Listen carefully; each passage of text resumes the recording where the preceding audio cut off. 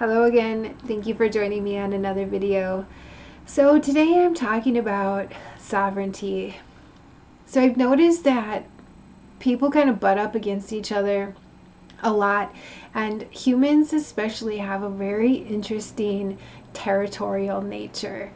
Like we're really quite aggressive creatures in terms of territory, and it comes in various different ways. We all want our little plot of land, but sometimes we also want other people's plot of land.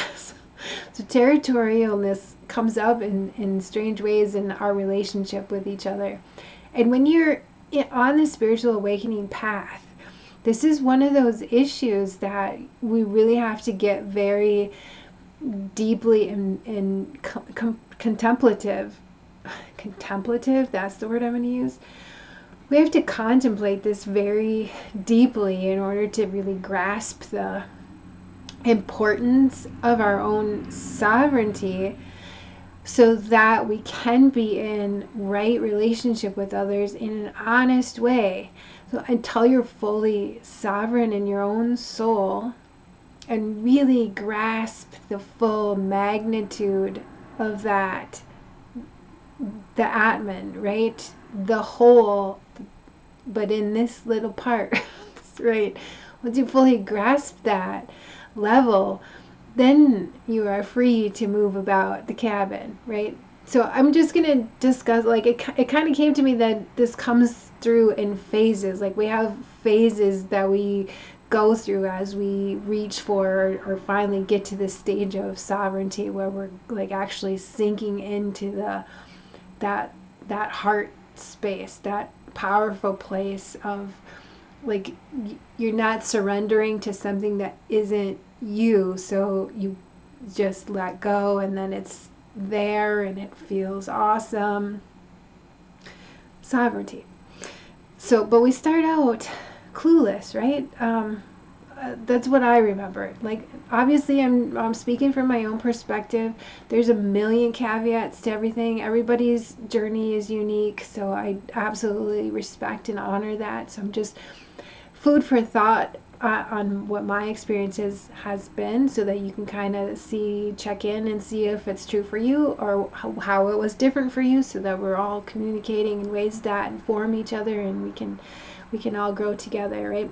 So for me, when I was a kid, I was completely clueless about any idea about sovereignty.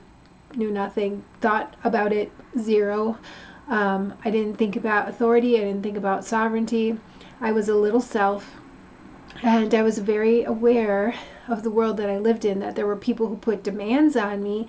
I know that there were certain people who were kind of like in charge of certain scenarios, but I was always aware that they were only in charge of those scenarios and they weren't in charge of me.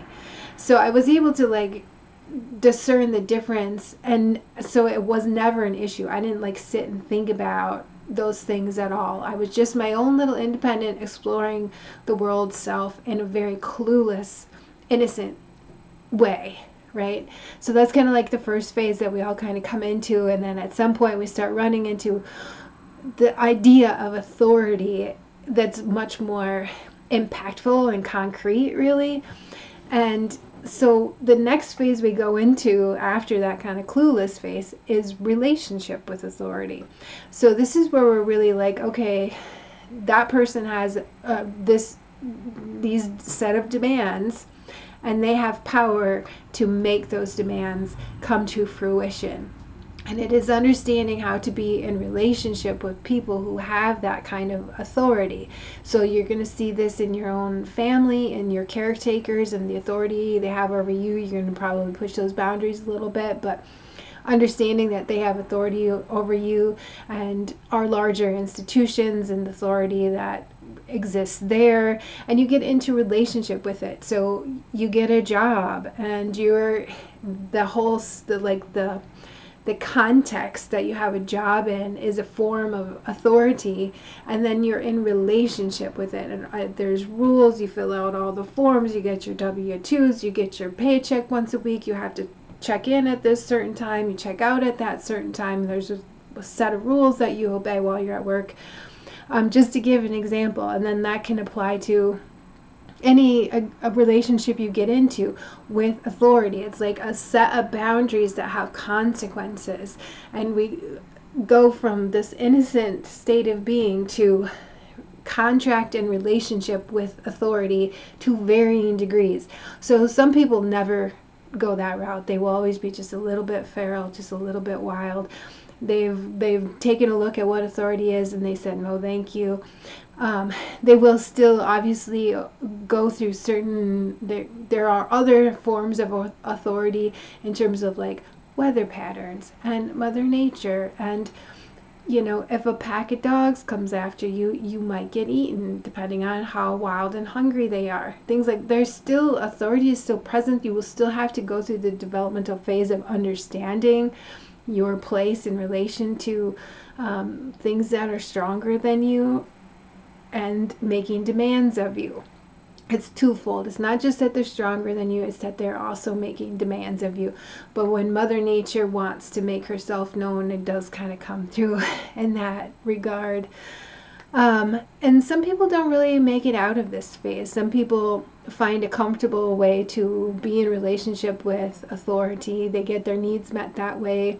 They don't want they don't recognize that there are other ways to get those needs met, so they don't want to rock the boat, so to speak, and they stay in a comfortable relationship that works, that meets their needs good enough. They don't want any other needs met. Those are all the needs that they need, and that's as far as they go. And there are those who go beyond that, and the next phase, I would say, is when you question authority. So you question all of the kind of rules and guidelines and the coercive nature of certain policies. How did certain people get into positions in order to enforce the rules and policies? And so like, do you have a crappy boss? It's like, why is middle management always crappy? Like, why can't they, those kinds of things. You're just you question the nature of things, like pastors at our church, are they really holy? You will like ask those kind of questions, like, why are you in the position to teach me something? Why are you in the position to enforce my perspectives on how a certain thing should be done? So you go through the questioning everything phase, and you'll go down a million rabbit holes probably if you really start digging and wondering how things come out to be the way they come out to be. And we have 1,000,001 experts in our society in every field. They have the group of experts, and so even that could be questioned because you really want to understand. You're not accepting relationship of authority without investigating the tenacity of that authority. So everything is going to get examined during that phase.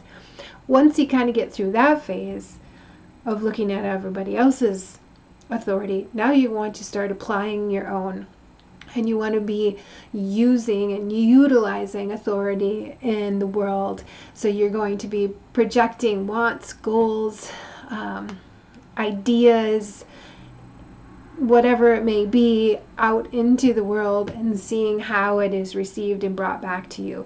Some people might get a little rigid during this phase and get a little controlling and demanding, and they have found they're testing out some ideas about how authority works. They have found the authority or the way for things to be, and they want everybody else to do the same.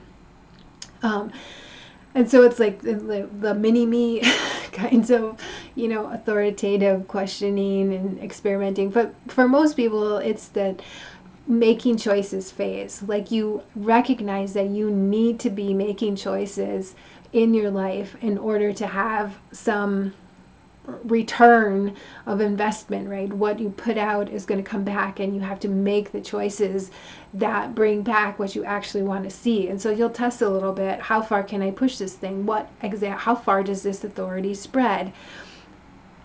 Right? And so then you start interacting with reality in a different way. And from there, and getting your foothold of your own self and your own independent mind back under your yourself, then the next phase is sovereignty. The first real truly felt sovereignty, where you are able to be making decisions from your own self and higher mind. Your higher mind is online, you are interacting with the world, you kind of understand where the boundaries are from this place. As you are interacting, with integrity in a world of living beings who are also working out their own path of sovereignty and self-actualization. So you come to a more mature place where, yes, you do want to have authority and sovereignty in your own life. You recognize that it is extremely valuable and not something to be taken lightly, and you begin to expand it into the realms of spirit. And from that place, you recognize that God was always there. It was always like, yeah, it felt human, but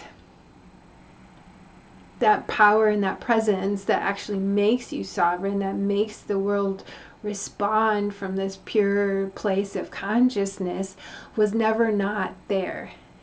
And it changes your perspective of individuality and power and boundaries and compassion for others who are and respect, really, for what they're walking through. So you can hold your own space, and you can hold space for yourself, because you have a sense of the power. Once you've tapped into the intelligence that, like the power of that intelligence that can warn you ahead of time, that can, help you avoid pitfalls, that can see around corners to the challenges that may come, and you begin to read the subtle energies because you are truly operating from an independent place, having cleaned out a lot of the gunk that those contracts with other forms of authority had made you believe maybe that was what reality was, rather than an agreement with a certain kind of authority figure for a certain purpose. Now you're operating from your own independent state of the lower self, the body mind, and the higher mind of your divinity, coupled with this power that is non-negotiable. It frees you from a certain level of fear, because sitting with that resolves a lot of the craving and need and competition. And once those things start to dissolve, because you really have yourself, you don't need to see yourself reflected anymore. You are yourself. It's a really firm incredible feeling. It's an incredible feeling to sit in it and to feel that sense of love. Like you aren't just being thrashed about on the planet and by life. You can actually sense it and respond to it in a very different way from a sovereign place than you can from clueless or agreements that might suck, some of them, or constantly having to battle with everything you don't agree with, or never quite knowing where to apply authority or not apply authority, or what do you really want, and how can you achieve goals. It's just sitting in this state of complete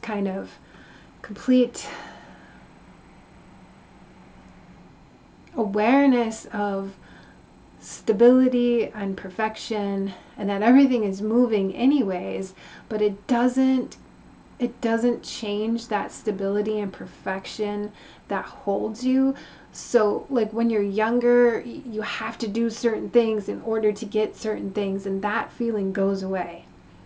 And that's when you really achieved a level of sovereignty. And once you do achieve that, and the gratitude that you will feel if you really tap into that intelligence, it will produce a feeling of gratitude, which is quite in and of itself pure gratitude, like you don't have to try. You know, like, have you ever gotten a gift and you were like, oh, thank you so much, but like part of you is like, well, you know, like still kind of cringy a little, like, why did you give this? Like maybe you didn't quite understand, but like this gratitude, like, this is actually the best thing ever, and I can't believe I get to have it, and I get to have it, and oh my god, and it just like, whoa, it just comes out. And it's in like you don't have to produce it. It comes out of its own self, and it's really awesome. It's like such a great feeling, really. And from that place of gratitude, you are able to give. You are able to give a lot of space to people to work through their own understanding of sovereignty, because you cannot force a person to comprehend sovereignty, or they're not really sovereign. So this is the strange little paradox of it, where you have to give everybody space so we become independent and we can see our unity and the strength of our individuality together, and then able to be working with some compassion for each other as we're getting these higher lessons of our soul, right? Activating our soul on this plane of existence. So yeah, and then you kind of come full circle, right? So then you're back to a place where you can walk again in some innocence. You've like bathed in your own independent, Brahman state, Atman state, whatever the word is, that soul unity with eternity. Once you've kind of bathed in that, then you can come back to a sense of innocence and walk again in the world in a more playful manner, and help where help is needed, and not feel quite so fixated on one issue getting fixed right now, because you see how time operates a little bit better once you have kind of taken that journey back to yourself. You can go integrate again with the world in a way that isn't quite as fierce in its like need to be maintained and fixed right now, because you can feel and sense the force that is kind of shaking out the sand, right? So I hope some of that made sense. I really do hope that if you have any comments or questions, that you leave them below. I think we definitely help each other grow as we communicate, and I appreciate that you have been here watching. So I will see you next time. Take care.